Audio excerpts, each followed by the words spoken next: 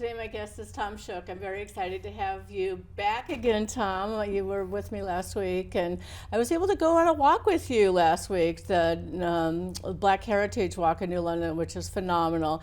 And if folks, you haven't done that, you need to do that. So today we're talking about David Ruggles, and David Ruggles is the foremost abolitionist of the 1800s. Amazing story. This man only lived to be 39 years old, and what he accomplished in his lifetime is so remarkable. And my guest, Tom Schuch, is an archivist. Archival historian. An archival historian, so he looks through the history and the property documents and discovers who was belonging to whom and what was going on. So, Tom, welcome. Thank you again for coming. It's so nice to have you back. Thank you, Kate. Thank you for having me. So, David Ruggles, let's dive in. He was born a slave in Lyme, Connecticut. No, he was born free. Oh, okay. He was born free. Okay, but he was born in 1810 and only lived to 1849. That's correct. And his grandfather was Prince Brown. Maybe we should start there. Okay, well, the story was David Ruggles is probably the most prominent black abolitionist of the 1830s. Okay. He's the precursor of a lot of people who came after him, including the most important one being, if it wasn't for David Ruggles, we might not know who Frederick Douglass is. And we do know who Frederick Douglass is, but I think we need to have like a David Ruggles. Well, there is actually a David Ruggles Day. You said that there was a proclamation on his birthday. Yes, the town of Old Lyme issued a proclamation on March 15th of this year, declaring it David Ruggles Day, because he was back when he was born, there was no Old Lyme and Lyme. It was all Lyme. Right. So he's a native son of Lyme. This all started a couple of years ago. I started reading about David Ruggles. I didn't know anything about him, and I heard that there were people that were disputing whether he lived in Norwich or whether he lived in Lyme.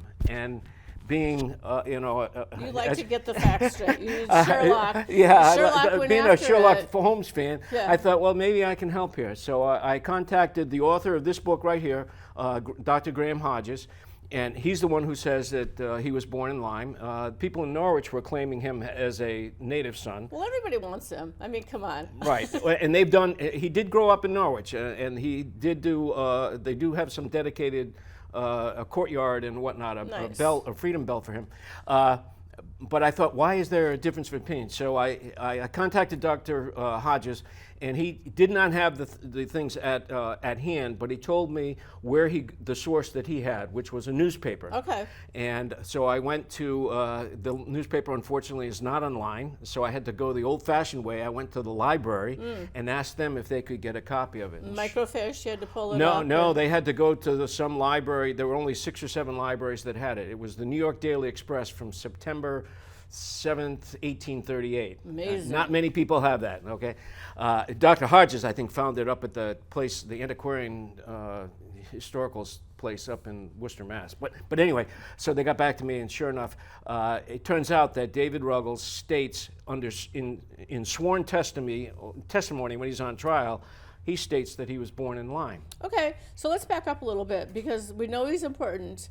And nobody knew that his grandfather was enslaved in Salem, Lyme. He was confiscated by Connecticut government during the American Revolution, went from owned property to being a property owner in Lyme, owning 70 acres at one point, died in poverty. Now we're talking about Prince, right? This is Prince Brown. Prince Brown died in poverty, discontinued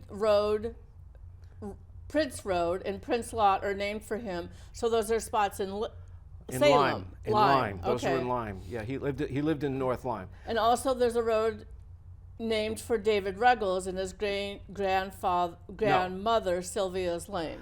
It's named for his great-grandmother. It's right. not named for him. These are all fairly known names, but nobody associated with who they were. Well, and that's really important. And the way I found that, nobody knew that. I started going through all the property records in Lyme. I spent a lot of time out in the Lyme Town Hall. And I started coming across stuff like that. And I found well, it's a complicated story, which I will talk about at my talk next week, which we'll get to. But through the property records, I determined that Prince Brown, he was enslaved on a large estate that was owned by Colonel William Brown. Okay, about 9,000 acres, which was he was the largest landowner in Salem. He owned about half of Salem, but he never lived there. He subdivided it and leased it out, and he leased out to about 15 smaller farms, and he leased out human beings. He had enslaved people that he leased with the land. When the American Revolution broke out, the people in Lyme went to the Connecticut legislature and said, look, this guy is a traitor. He was a Tory. Colonel William Brown was a Tory, and he fled. He ended up governor in Bermuda. And they said, we have loyal people here who could benefit from this land. Of course. So the Connecticut legislature confiscated 9,000 acres and 12 human beings, making Connecticut a slaveholder for a short period of time. The state itself. The state itself. They sold the land, auctioned it off to pay for the war, and sold it to soldiers and local residents. Okay. With the enslaved people, they indentured the children. There were about 5 children. Which was not an uncommon practice back in those days for poor children. It gave them a place, room and board, and they were supposed to give them a trade, and then they would be free at age 21. Okay, and they have, within a year or two, they emancipated the adults. One of those adults, all they had was first names. I started tracing those names down, and it turned out this guy named Prince Brown started buying land. He was a former slave. He was owned property. He's now a property owner. He owned 70 acres.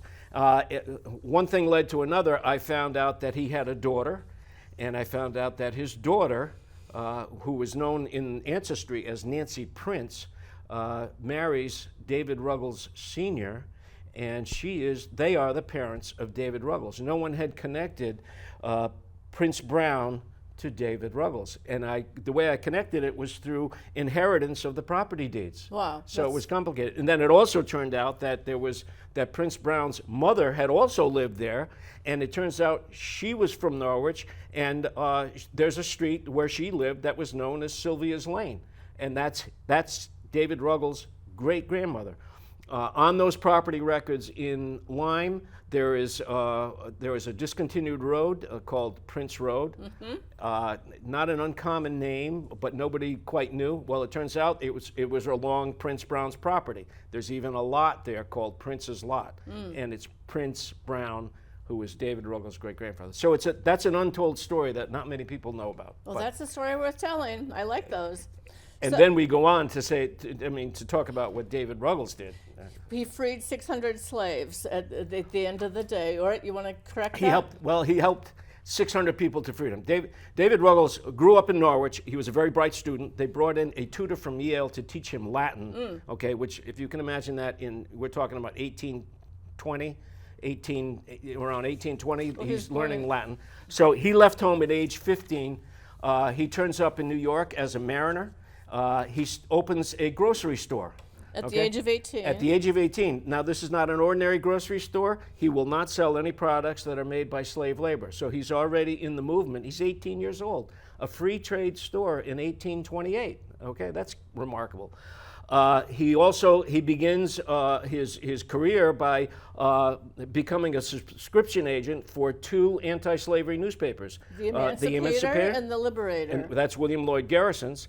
And what that did was that meant he traveled all around the Northeast. Okay. Was that dangerous? Very dangerous, especially for a black man. He's only about 24 years old. Okay, he's giving lectures. Okay, and in hostile territory, and he's looking for subscriptions. But the good thing about that is that in the process of doing that, he develops a network of people. People to protect him. People who are sympathetic to the cause. Okay. Both. And they become the basis of what we know as the Underground Railroad. And don't forget, this is before. This is 10 or 20 years before Harriet Tubman and William Still in Philadelphia. Okay. So he probably influenced them. The network that he created helped to create the Underground Railroad. That's huge. Okay? So he comes back to New York. He opens a bookstore, the first documented black-owned bookstore in America. What happened to those bookstores? What's that? What happened to those bookstores? Well, both the grocery store and and the Bookstore were attacked by mobs and burned. Okay, so there was a constant threat, constant danger that he was involved in. In 1835, he becomes the founding secretary of a group called the New York Committee of Vigilance for the Protection of Colored People. And what was their function? Okay, well, they were the people that you sought out if you were a freedom seeker coming from the South, a fugitive. Okay, if you came to New York, you tried to get connected with the New York Committee of Vigilance because they would protect you. They were writing speeches, they were giving lectures, they were defending people in court, and they were also networking them and helping them get to Canada. And it was through that process that David Ruggles, in 3 years, helped probably 600 people gain their freedom. That's amazing. So do they also provide food, clothing, and shelter? They provided whatever they could, whatever was needed, okay? And they also had to protect them because at that time, and that's where that other book, The Kidnapping Club, comes in. At that time, the Kidnapping Club? What's a kidnapping club? An unholy alliance, there it is, the unholy alliance between city officials, police, and slave hunters and bounty hunters who are crawling through the streets of New York looking for fugitives because people know that the fugitives are coming to New York, okay? So do they only grab fugitives? They grab people, they would grab them, and because they were in cahoots with the police and the city officials, they would haul them into court, and the what they call them, the recorder of New York is like the district attorney. They would have a blank warrant and they'd say, yeah, okay, that's the guy you're looking for. Boom. In 3 hours, they would be on a ship going into slavery. They were innocent. Headed back south. Headed south. Well, they were taking innocent people off the streets. Kind of like today? Yeah, exactly like today. Okay, exactly what we're seeing. So David Ruggles was the person who was standing in the breach and trying to prevent that from happening. And how did he do that? Well, he advocated something called practical abolitionism, which means kids are being kidnapped today. We've got to stop and protect them every week. Whereas a prevalent philosophy at that time was what they called moral suasion. That was William Lloyd Garrison, who were trying to persuade people that slavery is not a good thing, and playing with their conscience, trying to get them to come around. Whereas David Ruggles is out there saying he's going onto ships in New York Harbor, the center of the slave trade. Trying to get them back off the ship? He was having the captains arrested. The slave trade was illegal. Nice. And if you can imagine him going on there, sometimes they were armed and they were going on there, and if they found people in the hold, they would swear out warrants, okay? They tried to kidnap David Ruggles. They came to his house. He escaped, okay? So it was very, very dangerous confrontational work. He wouldn't let him in, for one thing, and then they left. They were going to go get a warrant, and I believe he went out the back window or something and just disappeared. But the people who were after him were known people that were in cahoots with the police. Part of them were the police, I think. But anyway, so it's you can imagine he's facing stress every day. He's really in the front lines. David Ruggles. David Ruggles. Of course he was, but there were people that were trying to protect him or not? He was kind of a standalone? He was with the Committee of Vigilance. He was the public face of the Committee of Vigilance. So he was a target. Okay, everybody knew who David Ruggles was, to the point that when a young man by the name of Frederick Washington Bailey escaped from bondage from around Baltimore with the help of his fiancée, okay, who got him sailor's papers and a uniform. So he came into New York, and David Ruggles found him, brought him to his apartment. They arranged to bring his fiancée up. He got married in David Ruggles' apartment, okay? David Ruggles suggested that he change his name to Frederick Johnson, okay? And then sent him on his way with some money to go to New Bedford. He was originally going to go to Canada. And he said, go to New Bedford, you work the docks, you were a caulker. The New Bedford has a large black community, you'll be safe, you may be able to get work there.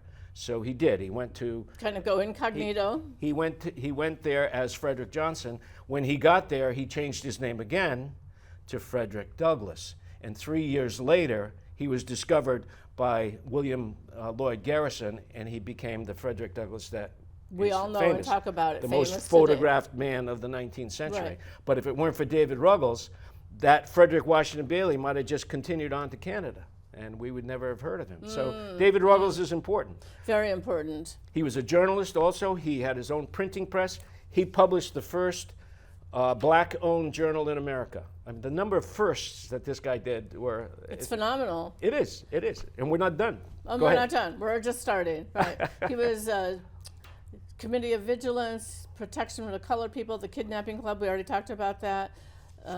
So where are we? Okay, so in all of this took a toll on him. Of course it did. Okay, he is under constant stress. Okay, and he started to lose his vision. Okay, plus he's getting resistance not only on a daily basis in the streets from the police and the city officials. He was jailed several times. Okay, he was also known for he would challenge the Jim Crow style regulations on stagecoaches, ferries, and trains, and he was many times bodily removed from places because he would sit in a section that he wouldn't sit in. He would want to sit in the spot that he wanted to sit, and he didn't want to sit in the back. He did not want to sit in the colored section, so he would challenge that, and that was a continual thing. Kind of a precursor then for Rosa Parks. He was doing what Rosa Parks did was in 1954. He was doing it in 1834. Okay. It took us a long time. And the same thing, Rosa Parks and Martin Luther King led that civil disobedience. He was doing it 100 years ahead of them. He also took a radical approach in the sense that what he said, part of practical abolitionism was that self-defense is the first right. You have the right to defend yourself, okay? If someone's attacking you or just outright? To defend yourself under any circumstances. Okay. So, and what he came out and said, no matter what, we need to apply whatever means necessary to defend ourselves. Now that echoes, because that's exactly what Malcolm X said in the 1960s. We can defend ourselves by any means necessary. Almost the same words. David Ruggles is saying it in the 1830s. So both black militants, basically. And this is what created other problems for David Ruggles, because he was so radical and so militant, so in your face, that there were some of the people in the black community were saying, hey, take a softer approach. We need to back off here a little bit, and he wouldn't do it. So eventually he got... And why would that be?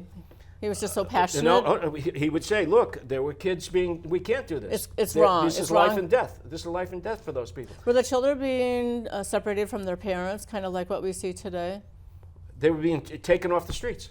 And the parents, they'd go separate places. They wouldn't know where the parents were. Right. The parents wouldn't even know they were gone. Right. Okay. Until they were gone. So it was horrible. So eventually, the combination of all those things took a heavy toll on him. He started losing his sight. He had kidney, liver, and bowel problems. Okay, and with all the pressure, he got some treatment for those, though, right? Not yet. So he had to withdraw from the movement. Okay, and he's now he has done everything that we've talked about. Okay, he's now 30 years old. Right. Okay, not Still even 30 young. years old. Young. Okay, Yeah. and he withdraws from the movement, from the front lines of the movement. He continues to write and to speak and to be active, but he's not in the forefront anymore, and he has to take care of his health. Eventually, around 1842, he is invited to come up to Northampton, Massachusetts, which is a commune of I'm not sure how to characterize it, but sharing people. And Lydia Maria Childs was a leader in that. What do you mean sharing people? I'm not sure how to characterize it. It was a like sharing services, sharing like a community, like a commune, or they were free and accepting, and they were. Okay. It wasn't. I understand. Yeah, I think I have I'm a not sure picture. exactly. There were a lot of those commune movements in Kind of those an days. enclave of almost hippie types. It's in Northampton, Mass. There's still a historical society up there that does it. They're very interested in this story. So did David Ruggles ever marry? No. Never have any children?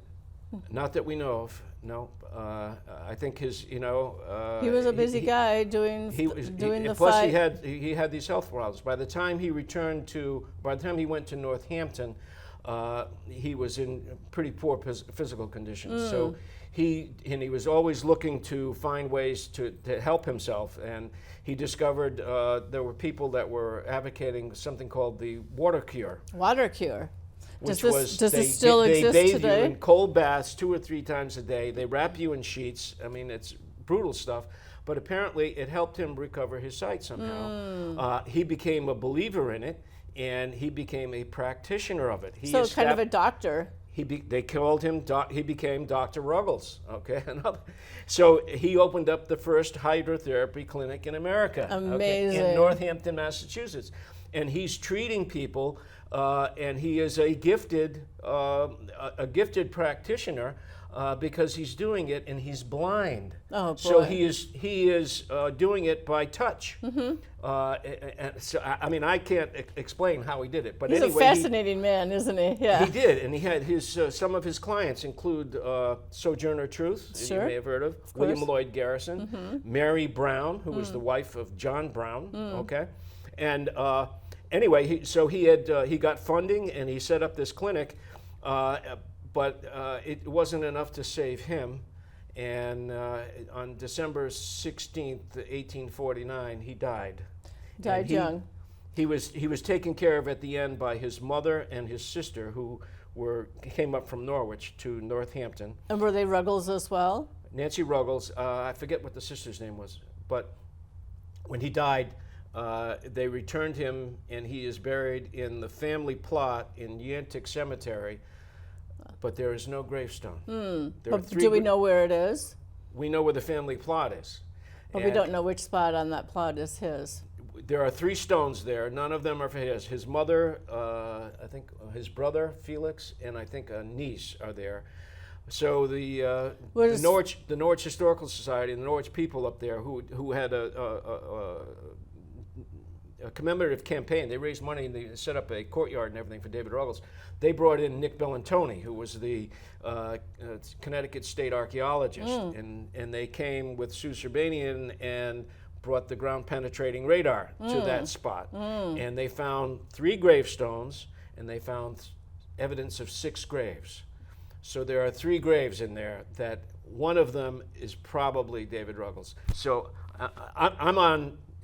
My goal here is to get David Ruggles the recognition that he deserves. He's a national hero. Okay. Well, I agree and I understand, but how would you do that? Would you have to excavate it and then do some DNA search? Well, no. What is the process when I say on that? Get the recognition, part of that process is doing what we're doing right now. Okay. Is talking about him. And then we have David Ruggles Week coming up. Having a David Ruggles Week. I have an article that's, these books have been out and they mention David Ruggles. I have an article coming out, there's a book coming out from Brown University called Reimagining New England Histories. And I submitted and they accepted, so I have a chapter in that book. Oh, congratulations. Well, thank you. That's amazing. It's supposed to come out this year. Wonderful. And so that's part of it. We're doing this David Ruggles Week, the proclamation for David Ruggles, recognizing him on his birthday. It's part of the process, and it's part of getting the word out so that we can give him the recognition that he deserves. Part of that would be if you go to Yantic Cemetery in Norwich, it's up near Bacchus Hospital, in that back section there of Yantic.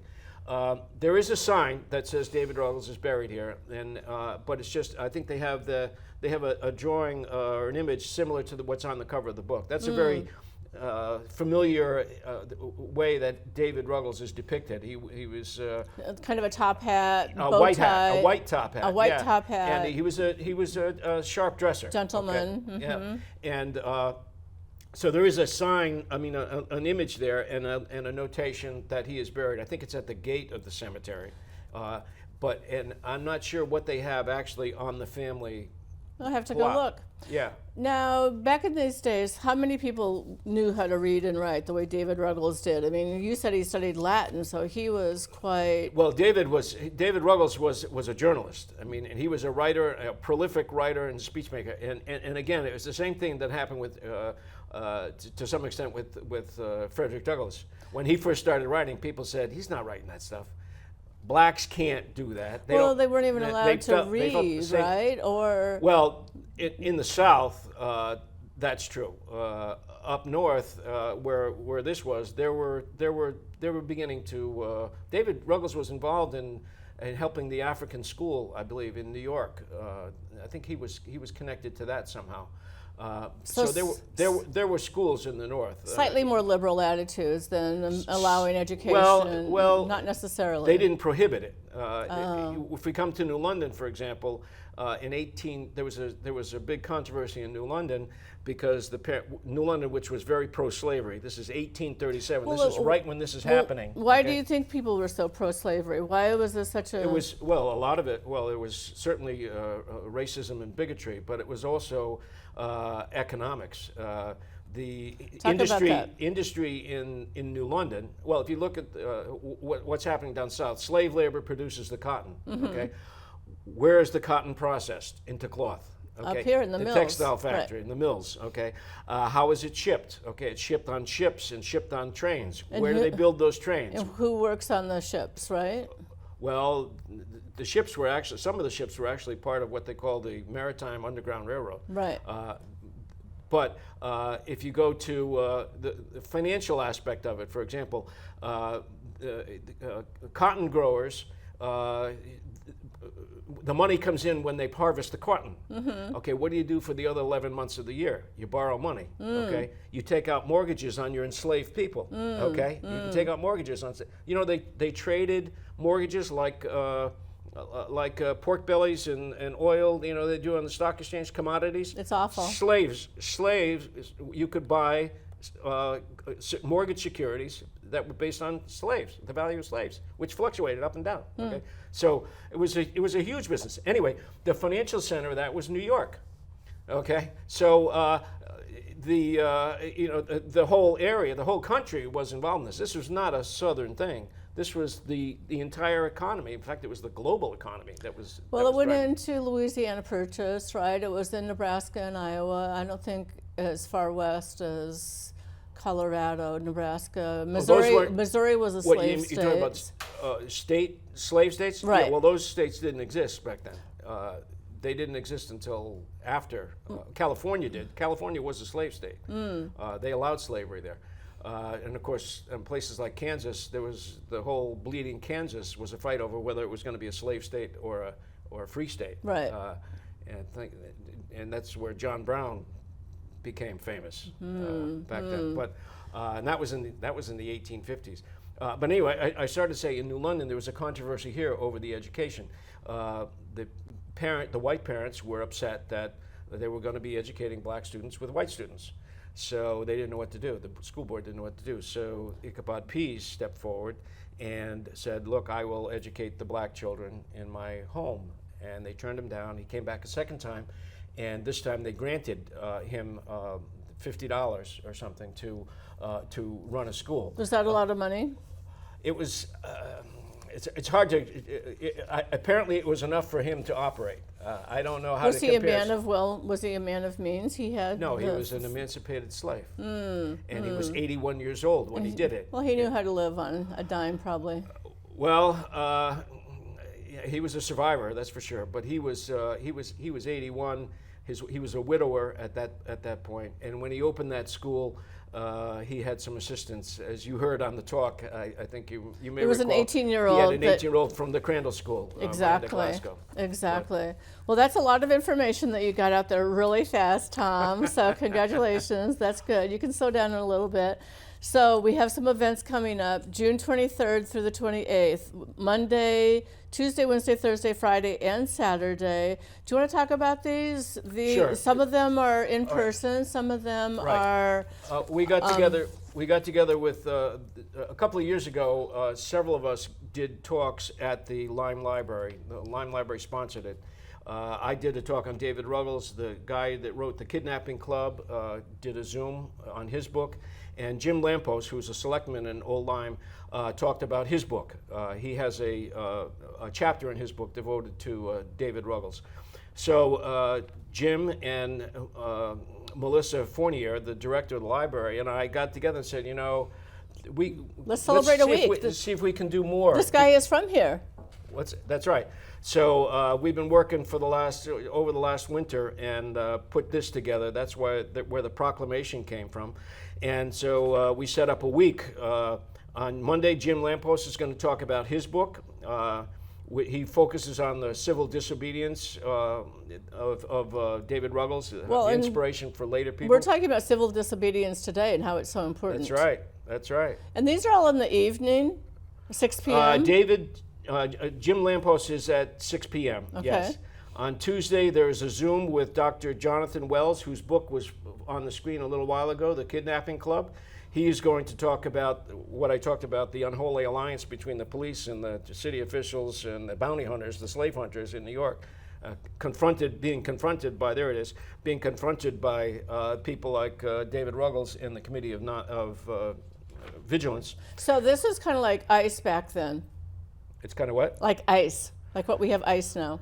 Well, I have to say I'm struck by some of the things that I'm saying. That there is, they say that, well, history may not repeat itself, but it seems to rhyme, and that there are echoes of what we're seeing now, because some of the people that we see that are being taken, what are they? They're freedom seekers, just like the freedom seekers who were trying to escape from slavery. Okay, they're basically coming here looking for a better life, okay? So, and they're being taken, and some of them are being taken, and they're being taken unjustly. All they want is what we have, right? That's right. They just want food, they want a house, they want to have clothes to wear, job, right. They want to work. Before you move on, that is a Zoom, that second one on Tuesday, the Kidnapping Club, but we have to register for that if we want to attend. Yes, you need to register through the library in Lyme. If you go to their website, there is a registration form there, I believe. On Wednesday, I'm going to do a talk on David Ruggles. My focus is going to be on David Ruggles and his family and the stuff that hasn't been talked about very much in Lyme. And that's going to be live at 2 o'clock in the afternoon, and hopefully that will also be on Zoom. It'll be a hybrid thing. A hybrid. So that's going to be at the library as well? That's at the library at 2 o'clock. And on Thursday, Dr. Graham Hodges, this fellow right here, is going to do a Zoom. He's a professor out at Colgate, so he's going to Zoom in for this and talk about his book. And he's really he's the resident expert on David Ruggles. Okay, he wrote this book about 10 years ago when nobody knew who David Ruggles was. Well, we're starting to get there. There's a mural that's in East Lyme. On Saturday, there's no activity on Friday, by the way, but on Saturday, there is going to be an activity sponsored by an artist from a group called PARJ, which is Public Art for Racial Justice Education. A couple of years ago, they did a series of murals in Old Saybrook, Old Lyme, Norwich, New London, East Lyme. There were 5 of them. And they're going to come and they're going to work with children, and they're going to have the children create another mural. And That's lovely. And that mural is going to be about David Ruggles, and it's going to go into the Lyme Library. The interesting thing about those murals is that there are 5 murals in 5 separate towns, and the one thing that they have in common, you have to kind of look, you have to dig for it. The one thing they have in common is they all have a connection to David Ruggles. I'm sure. So the one I know in East Lyme is at the library, and it's on partitions like what we have here in the studio, and it's very nicely done. But you can see the bookstore, and you can get a little bit of sense. David Ruggles bookstore. It's in the library now. It was originally it was a mobile unit that they could take around to schools, and now I believe it's permanently on the wall of the.